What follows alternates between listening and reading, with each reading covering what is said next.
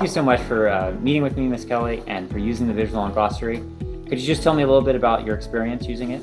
Sure. So we use the visual non-glossary as part of our introductory lesson and to help guide our vocabulary development. So we put it in our slide deck and we use it for our notes. And we also use it to go back and reference. So when we're working with the vocabulary throughout the unit, I'll pull the slides back up and the kids will just to kind of go back, and we practice with the English as well. When in my Spanish speaking class, the newcomers, I'll pull the slide back up and we practice saying the words in a sentence.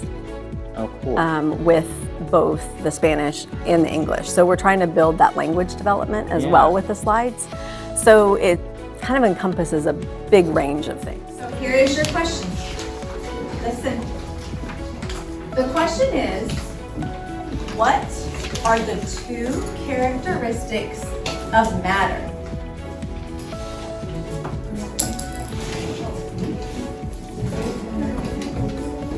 So, what you're going to do, go ahead and write your answer, and then look, mira, look.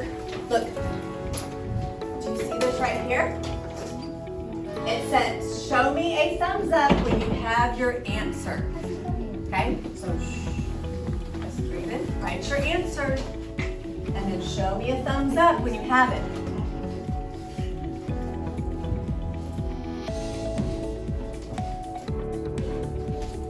My favorite thing that I see is just effective teaching happening, and kids are improving their use of language skills. They're talking to one another, and we went through a couple of years of where kids weren't really comfortable talking to one another after COVID.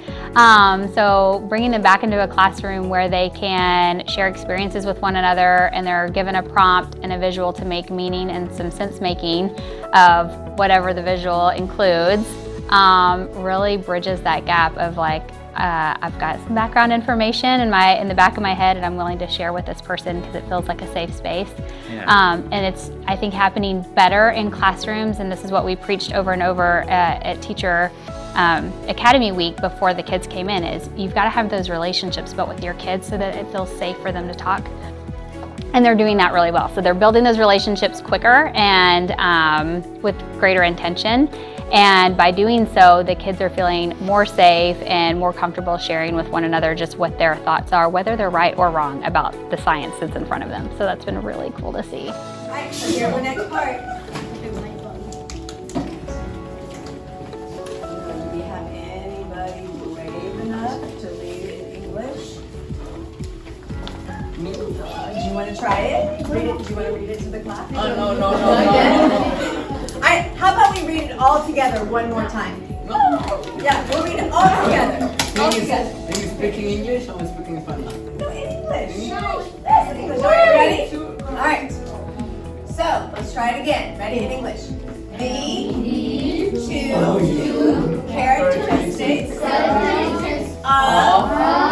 matter are space and mass. Great job. All right, now we're going to do this again, but we have a different picture. If you need the Spanish, Espanol is on the next page. If you turn the page. Yeah, so if you want the Spanish, just turn the page.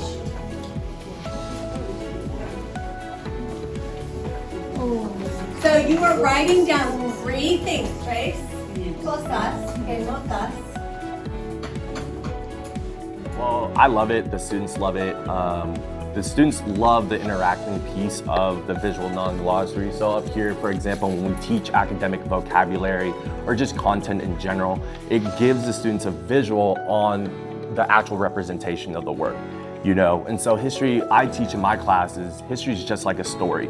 And so with these visuals, the students can visually see history come to life essentially, you know? And so through the sentence stems and through the signals that they use when they're ready to answer the question. It's amazing. All of that's built into these slideshow presentations, so it's easily imported over and the students love it. You know, it's great for vocabulary, it's great for reviewing over key content, and so it's amazing. I love it. At your table, what did you notice?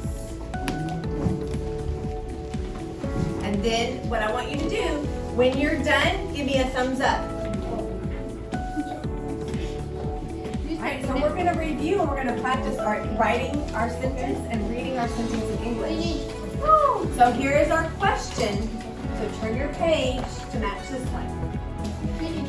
Okay, everybody have their paper to match?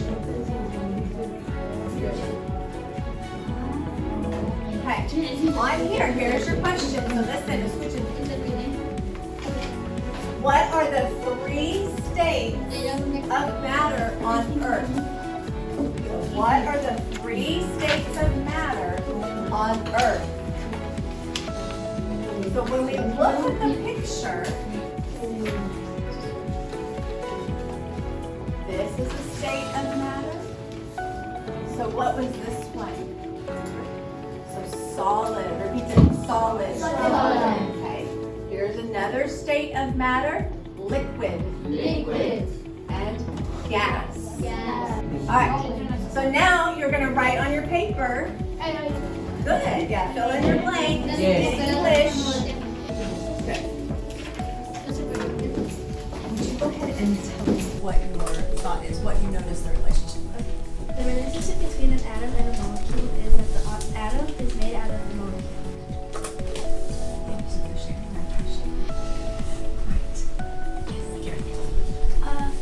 The relationship between an atom and a molecule is that atoms make up all molecules, meaning that if the atoms in a molecule change, the molecule also changes, making more variety between the molecules. That's a great extension. Thank you. Tyler. I said the relationship between the atom and the molecule is they both are part of something else and they both build up to make something bigger. Thank you, Michelle. I said that the relationship between an atom and a molecule is that atoms are looking at molecules, and like tying back to what we did earlier in the year, it's like the relationship between cell and tissue, how cells make up tissue. I love that connection. Oh, yeah, say that louder. It's kind of like community and population too. Community is made up of populations. Good connections. Awesome. I think I agree with what Hannah said about, or what other people said about molecules being made of atoms.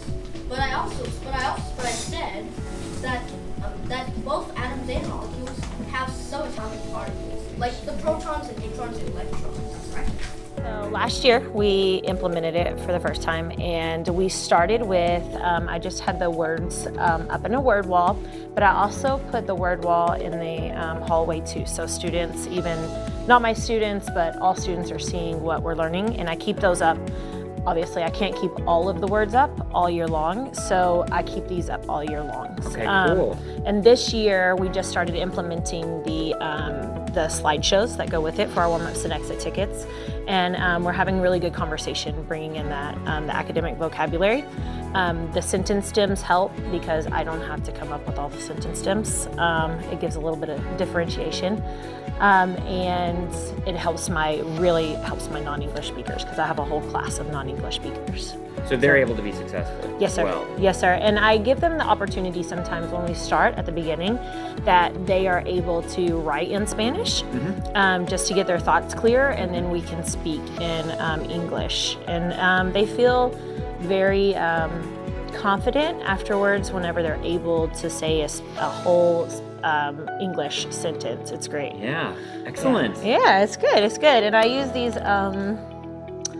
I use words on top of my tables too to mix up because they have assigned seats. So I take vocabulary first and the words to be able to see where they need to sit. So before they even walk in, they're getting familiar with what the words look like and the definitions, and then when they're comfortable with that part, I'll just give them a picture, like a visual non-glossary picture, and you find your seat based on, you know, the word to match with the picture. So that's really helpful for them. Yeah, that's Yeah, really cool. Yeah. So they're already thinking about it as soon as they come into the class. Yes, sir.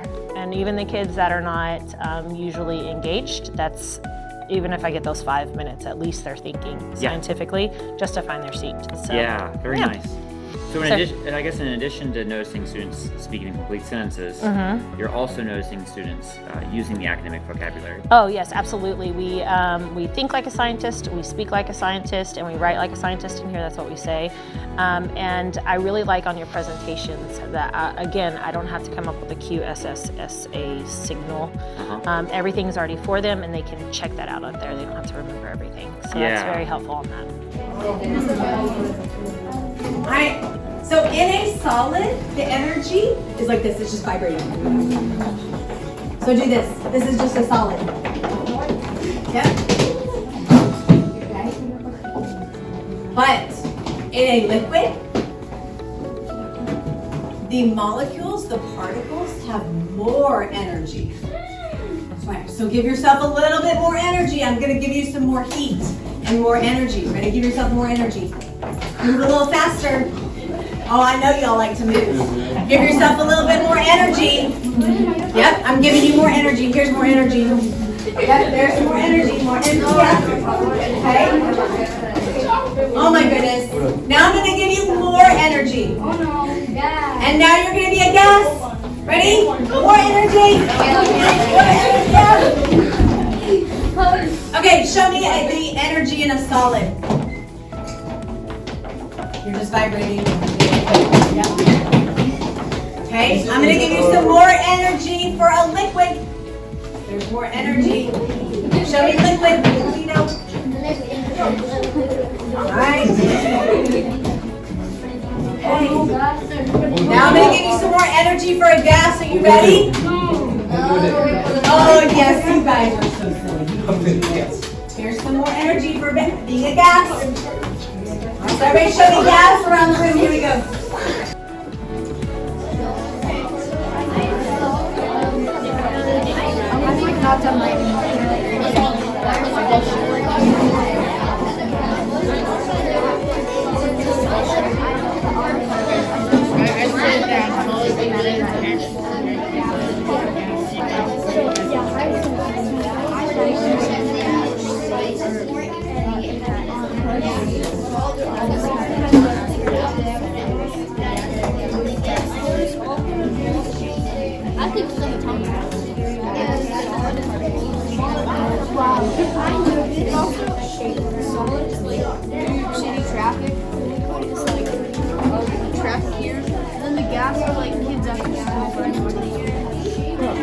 I noticed that the temperature is consistently rising, and as it is rising, the particles get further and further. It's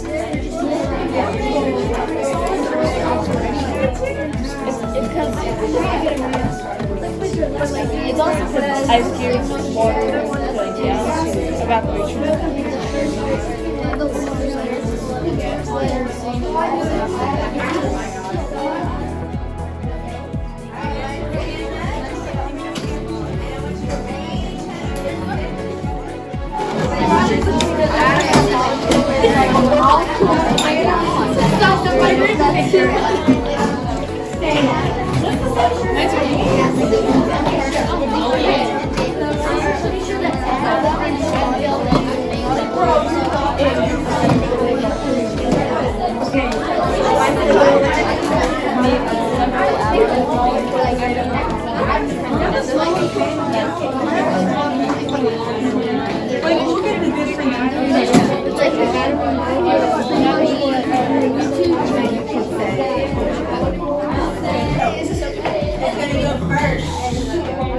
Right? And you are going to read in English.